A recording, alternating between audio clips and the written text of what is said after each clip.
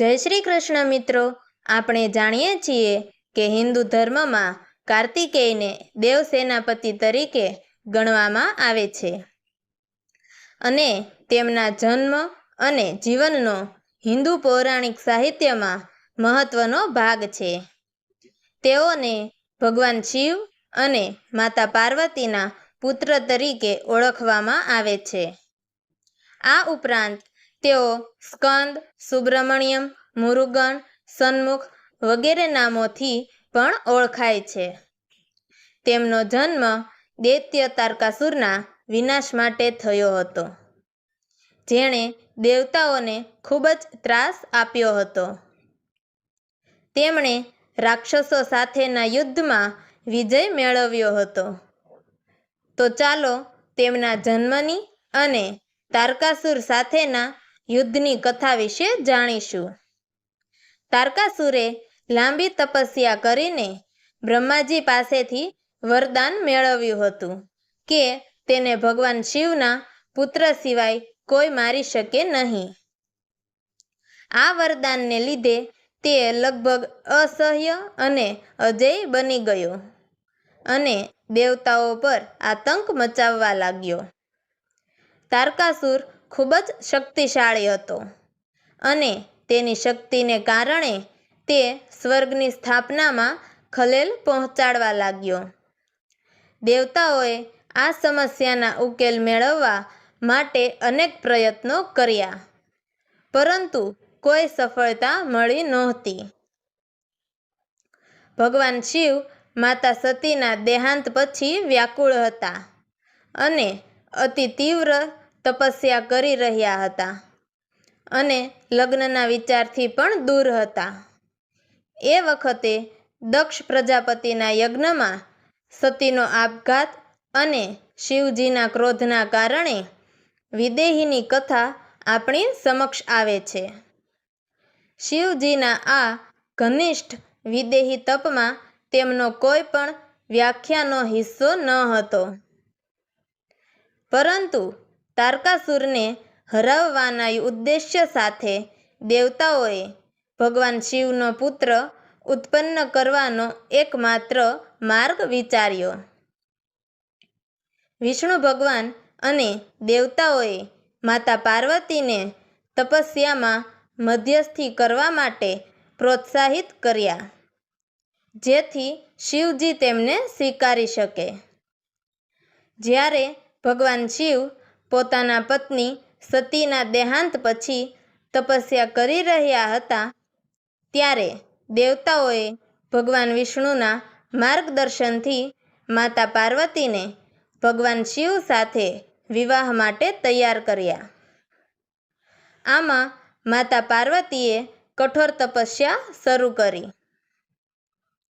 આ તપસ્યાથી પ્રસન્ન થઈને શિવજી અંતે તેમની તરફ આકર્ષિત થયા અને તેઓએ માતા પાર્વતીને પોતાની પત્ની તરીકે સ્વીકાર્યા અને અંતે ભગવાન શિવ અને માતા પાર્વતીના વિવાહ થયા.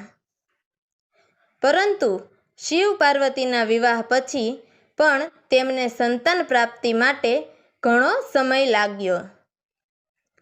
દેવતાઓને આશા હતી કે ભગવાન શિવનો પુત્ર જ તારકાસુરનો અંત લાવી શકશે. તેથી તેઓએ શિવ અને પાર્વતીના સંતાન માટે પ્રાર્થના ચાલુ રાખી. કથા મુજબ ભગવાન શિવના તપસ્યામાં લીન રહેવાના કારણે તેમનો પરાક્રમ ભવ્ય હતો.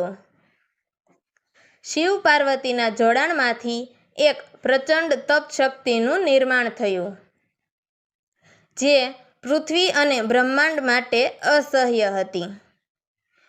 શિવ પાર્વતીના પરાક્રમને સહન કરવા માટે પૃથ્વી તૈયાર નહોતી. તેમની ઊર્જા એટલી વધુ હતી કે તેનું પ્રગટ થવું મુશ્કેલ હતું. શિવજીના તેજમાંથી 6 જુદા જુદા તેજસ્વી કણો ઉત્પન્ન થયા. આ કણો હિમાલયથી વહેતી ગંગા નદીઓમાં મૂકવામાં આવ્યા. આ કણો ત્યાં આસપાસના પર્વતો અને નદીઓમાં ખીલ્યા. અને 6 બાળકોમાં રૂપાંતરિત થયા. દેવતાઓને આ તાપ જોઈને શંકા થઈ કે આ શક્તિ અનિયંત્રિત થઈ જશે. તેઓએ શિવજીની સામે વિનંતી કરી કે આ તાપ અને શક્તિને કઈ રીતે સંભાળી શકાય. અગ્નિદેવે આ શક્તિને પોતાના અંતરમાં સ્થાન આપ્યું. આ અગ્નિદેવમાં રહેલી દિવ્ય શક્તિએ માતા ગંગાના પ્રવાહમાં પ્રવેશ કર્યો. ગંગાજી એ આ પરમ દિવ્ય શક્તિને પોતાના પ્રવાહમાં સહન કરી. આ 6 બાળકોને 6 કૃતિકાઓએ આશ્રય આપ્યો. આ દેવીઓએ તેમની માતૃશક્તિથી કાર્તિકેયને બાળપણમાં સંરક્ષણ અને શિક્ષણ આપ્યું. આ દેવીઓ દ્વારા પ્રોત્સાહિત થઈને કાર્તિકેયે યુદ્ધકલા અને શસ્ત્રકલા શીખી હતી. તેઓ બાળપણથી જ અત્યંત શક્તિશાળી અને આધ્યાત્મિક શક્તિ ધરાવતા હતા. પરિણામે કૃતિકાઓ દ્વારા ઉછેરવામાં આવ્યા હોવાથી બાળકને કાર્તિકેય કહેવામાં આવ્યો. કૃતિકાઓના આ શિશુઓએ સંસ્કૃતિમાં એક અનોખું સ્થાન પ્રાપ્ત કર્યું છે. પછી માતા પાર્વતીએ આ 6 બાળકને એક સાથે પોતાના બાથમાં ભર્યા હતા. પાર્વતીજીનું જોર એટલું હતું કે 6 બાળકોનું એક રૂપમાં સંયોજન થયું. કાર્તિકેયને ભગવાન શિવ દ્વારા દેવસેનાનો સેનાપતિ તરીકે નીમવામાં આવ્યા હતા. કાર્તિકેય ભગવાન શિવના પુત્ર હોવાના કારણે તેમનું પ્રભુત્વ અને શક્તિ અસાધારણ હતી. તેઓને યુદ્ધ માટે તૈયાર કરવામાં આવ્યા. દેવરાજ ઇન્દ્રએ પણ તેમના યુદ્ધ કૌશલ્યને વધુ શ્રેષ્ઠ બનાવવામાં મદદ કરી. તેઓ ઘણા વિવિધ યુદ્ધ કૌશલ્ય શીખવા લાગ્યા. ભગવાન શિવે પણ તેમના પુત્રને ઘણા દૈવી શસ્ત્રો આપ્યા, જેમ કે વેલ, જે તેમનું પ્રતીક હથિયાર છે. જ્યારે કાર્તિકેય યુવાન થયા અને યુદ્ધ માટે સંપૂર્ણપણે તૈયાર થયા, ત્યારે દેવતાઓએ તેમને તારકાસુર સામે યુદ્ધ માટે મોકલ્યા. તારકાસુરનું સૈન્ય બહુ જ શક્તિશાળી અને વિકરાળ હતું, પરંતુ કાર્તિકેયે દેવસેનાનું નેતૃત્વ સંભાળ્યું અને તેમના શસ્ત્ર અને વ્યૂહ સાથે તેમનો સામનો કર્યો. તારકાસુર સાથે લાંબા અને ભયંકર યુદ્ધ બાદ કાર્તિકેયે તારકાસુરનો વિનાશ કર્યો.